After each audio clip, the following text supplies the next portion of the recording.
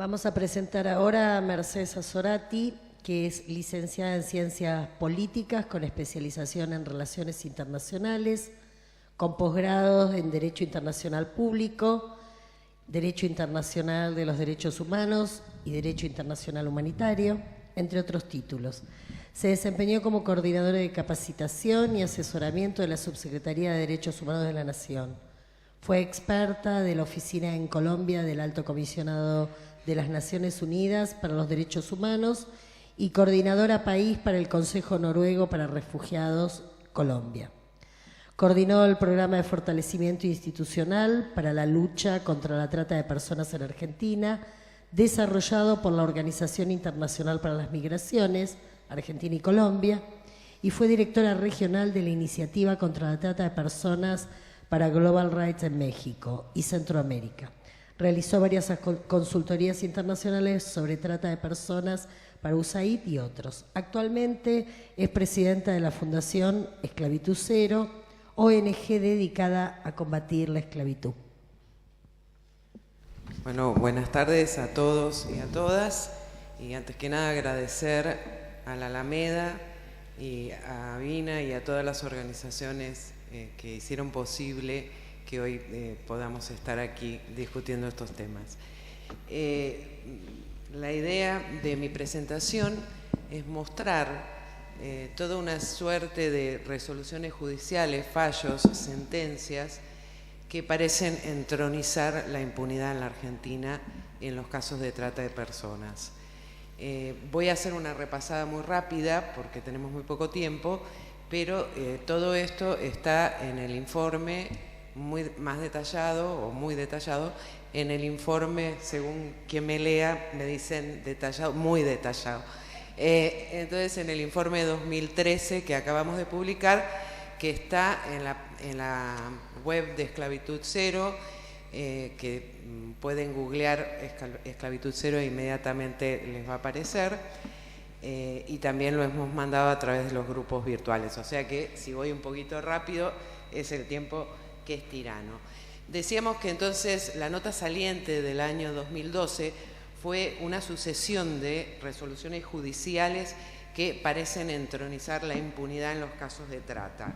Tal vez el caso más paradigmático es el caso de Marita Verón, de la desaparición de Marita, en la cual los imputados, los 13 imputados que tenían amplísimos prontuarios y que el juez de la causa admitió que se dedicaban al proxenetismo y que vivían de una red prostibularia, fueron sobreseídos de culpa y cargo y quedaron libres. Recién después la justicia empezó a investigarlos y ahora parece que después de todo van a ir presos, por algún motivo, no por la desaparición de Marita Verón.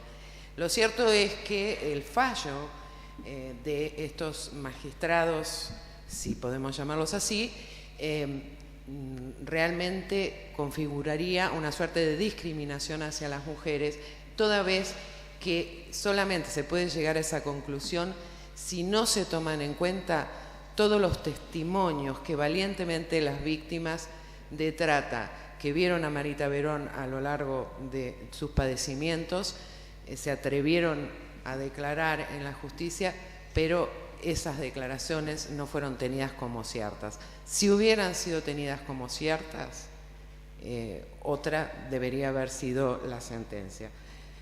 Pero, digamos, el caso de Marita Verón no es el único caso de trata de personas que, digamos, pareciera entronizar la impunidad. Es tal vez el que tiene más, digamos, prensa, ¿sí? Y que se ha movido más, y además un caso en el que todos pensábamos que se iba a hacer justicia justamente por el acercamiento entre la mamá de Marita y Aníbal Fernández, la presidenta. Entonces uno dice, bueno, con todo ese, digamos, apoyo moral, algo debería haber salido de todo eso. Bueno, lo cierto es que no fue así. Realmente en Argentina lo que vemos es un avance paulatino del crimen organizado que, como decía Gustavo, ya realmente Antes se cuidaba el lenguaje, se cuidaban las formas, hoy ya no se cuida nada. Sin ir más lejos, en el año 2012 también fue detenido en Argentina Henry de Jesús López Londoño, alias Mi Sangre, que si hay aquí una persona de Colombia nos puede comentar, pero que teóricamente es uno de los líderes de un cártel que se llama de los urabeños y que proveía de droga a los Zetas, nada menos. Es decir que, miren, si hay crimen organizado en Argentina, todos los años están deteniendo grandes carteles o líderes de cárteles de droga mexicanos, colombianos, pero es una sensación. Quería entonces comenzar con un raconto de casos.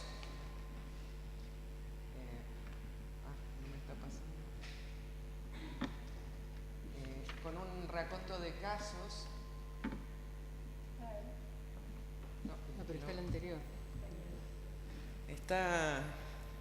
Se empacó. Bueno, a ver si alguien tiene el dedo mágico y lo puede pasar, porque a mí no me pasa.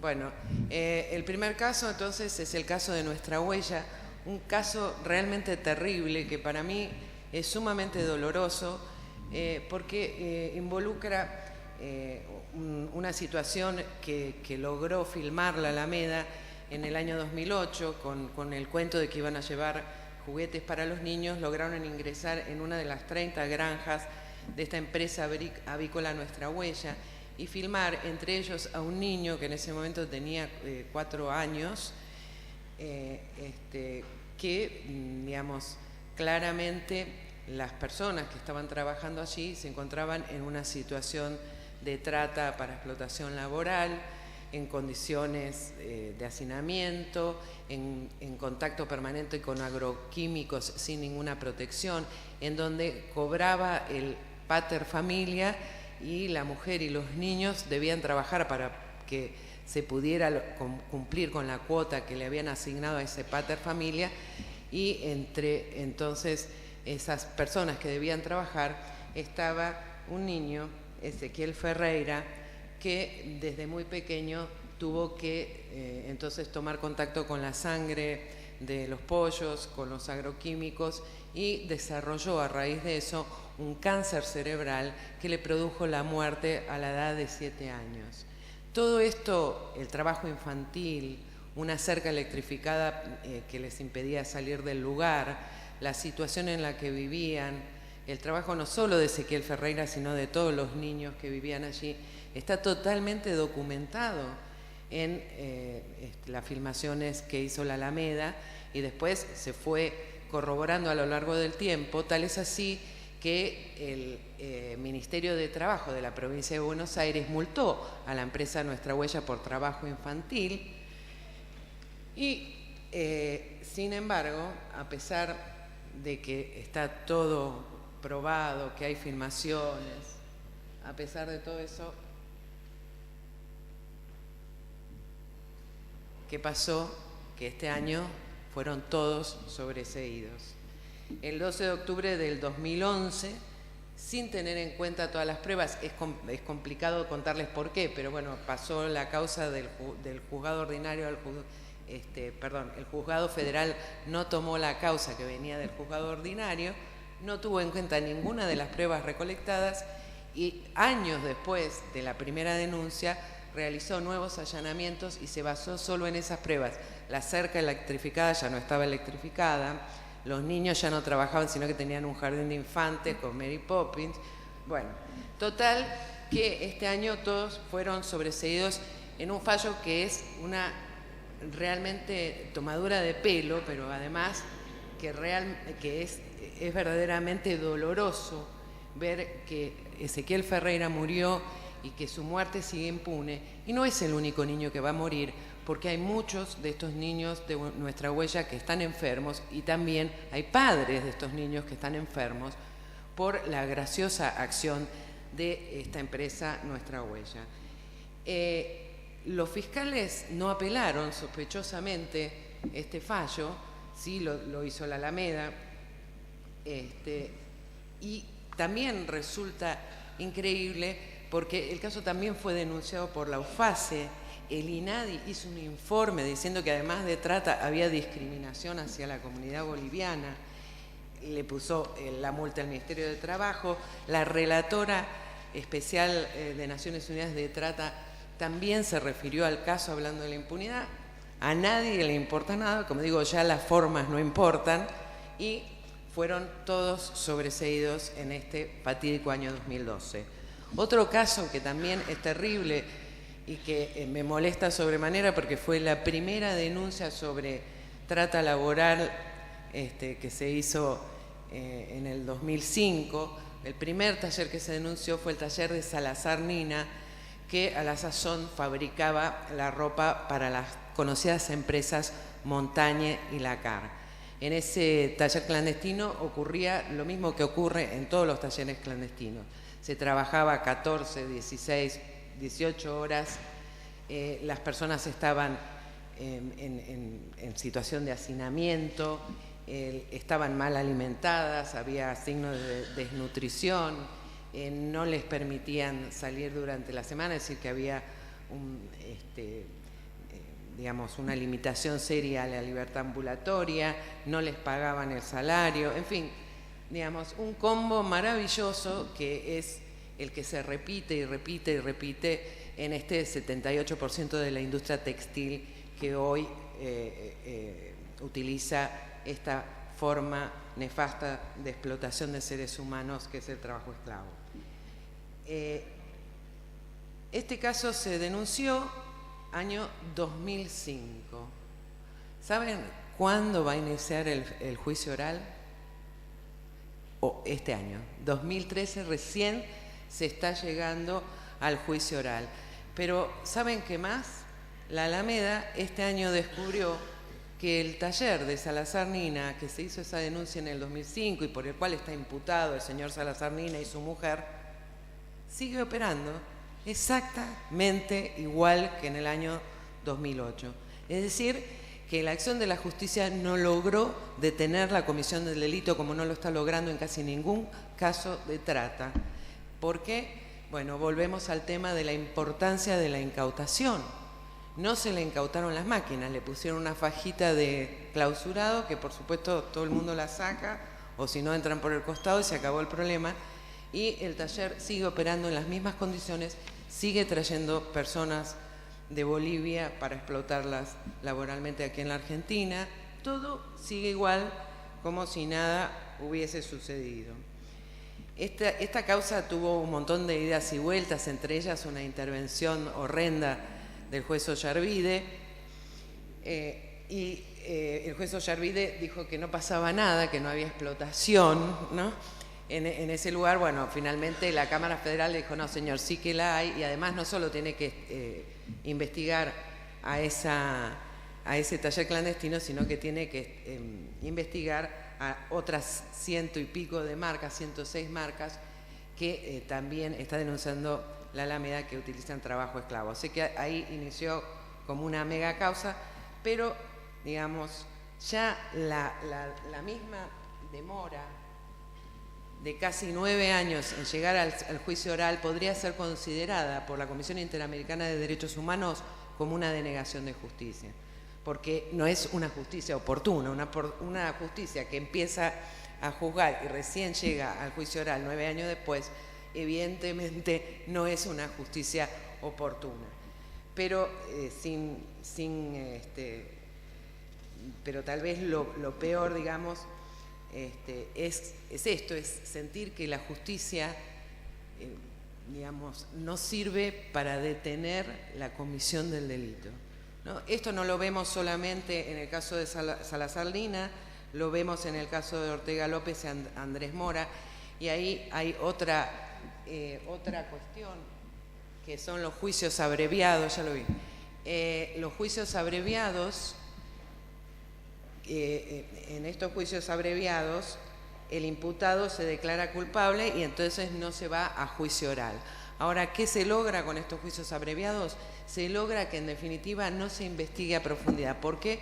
Porque no se investiga a los funcionarios públicos, nadie declara, es decir, que finalmente lo que sirve es para entronizar también la impunidad. Nosotros pensamos que esta modalidad de juicio abreviado no está tampoco permitiendo que se logre justicia. En el caso del coyunco, que también es otro caso, esta vez de trata sexual, también una denuncia, 7 jóvenes paraguayas y una niña de 13 años que estaban siendo explotadas sexualmente, y la sentencia sobresee a todo el mundo y dice unas cosas realmente alucinantes. Dice el fallo: no se lesionó el bien jurídico protegido, la salubridad general, o sea que la ley 12.331 solamente, según estos jueces, le cambian el sentido a la norma y dicen que solo se ocupa de la salubridad general, cuando claramente trataba de combatir la trata de personas, dicho por, digamos, los legisladores de la época. Dice: en tanto y en cuanto se usen preservativos, se limpie el piso, se pinten las paredes y se dispongan las actividades sexuales con mujeres que ejercen la prostitución en cuantos separados, está todo bien. Y, de hecho, este prostíbulo continuó operando sin ningún problema hasta el 2011, en que fue nuevamente denunciado, ¿no? Realmente estas sentencias son verdaderamente vergonzosas. El último caso que quería comentarles es el caso de las casitas de Río Gallegos, que, como todos ustedes saben, recientemente hubo un fallo que permitió la reapertura de las casitas. Ahora, es incomprensible que una sentencia judicial pueda ir contra una ley nacional. Hay una ley nacional que dice que los prostíbulos están prohibidos en todo el territorio de la República Argentina, y hay un juez que falla en un primer momento diciendo que está todo bien si pintan el piso y limpian el piso y pintan las paredes, y hay otro juez que dice: no, vamos a reabrir todos los burdeles de Río Gallegos, en ese barrio rojo que organizó Néstor Kirchner en ese lugar, en tierras fiscales que fueron cedidas por el intendente en ese momento, Néstor Kirchner, a los proxenetas para que organizaran ese barrio rojo. Y no solo eso, sino que además ese barrio rojo hace décadas que le está aportando mensualmente al municipio de Río Gallegos una importante y millonaria cifra de dinero. Con este ejemplo se ve claramente la violación de la legislación nacional e internacional que obliga al cierre de los prostíbulos y el castigo a los proxenetas, y la connivencia y aquiescencia del Estado.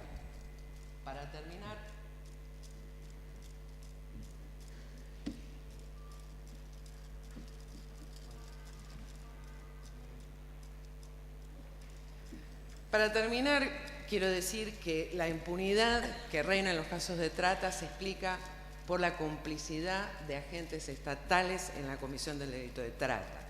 Para graficarles el problema, no lo digo yo, lo dice la UFACE, dice que en los casos abordados por la justicia argentina, lo que llegaron a la conclusión es que las redes de trata son no profesionalizadas, poco estructuradas, sin una organización jerárquica, con poca diferenciación interna de roles, y dice que no tienen autonomía organizativa y operacional respecto del Estado. Es decir, que quien está permitiendo que estas redes verdaderamente funcionen es el Estado Nacional. No lo dice Esclavitud Cero, lo dice la UFACE, Unidad Fiscal Especializada en Secuestro Extorsivo y Trata de Personas. Y dice, en particular, de las agencias policiales y fuerzas de seguridad que protegen, favorecen, moldean y alientan la actividad. Esto está en el informe de la UFACE sobre causas penales que hizo en conjunto con el INECIP. Y a la fecha, señores, señoras, no hay ningún funcionario público sentenciado por trata de personas, a pesar de que en todos los casos que yo conozco, hay funcionarios públicos involucrados. Conclusión, Esclavitud Cero entiende que los remedios judiciales no están funcionando en Argentina en los casos de trata. No son eficientes, no son eficaces, no son oportunos. Esto quiere decir que pensamos que esta situación debe ser elevada a los organismos internacionales, porque cuando los recursos no son eficientes, no son eficaces y no son oportunos, no es necesario agotar los recursos internos. Es decir, me puedo ir con los casos directamente a los organismos internacionales de protección de los derechos humanos.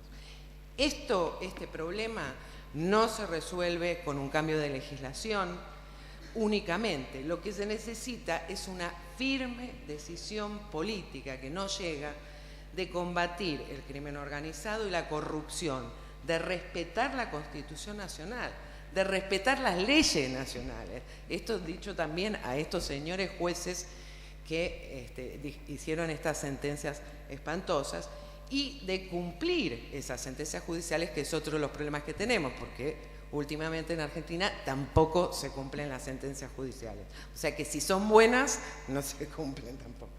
Entonces, decimos, no es posible combatir adecuadamente la trata de personas y el crimen organizado si no se ataca la corrupción estatal que, en palabras de la UFACE, protege, favorece, moldea y alienta la trata de personas. Muchas gracias.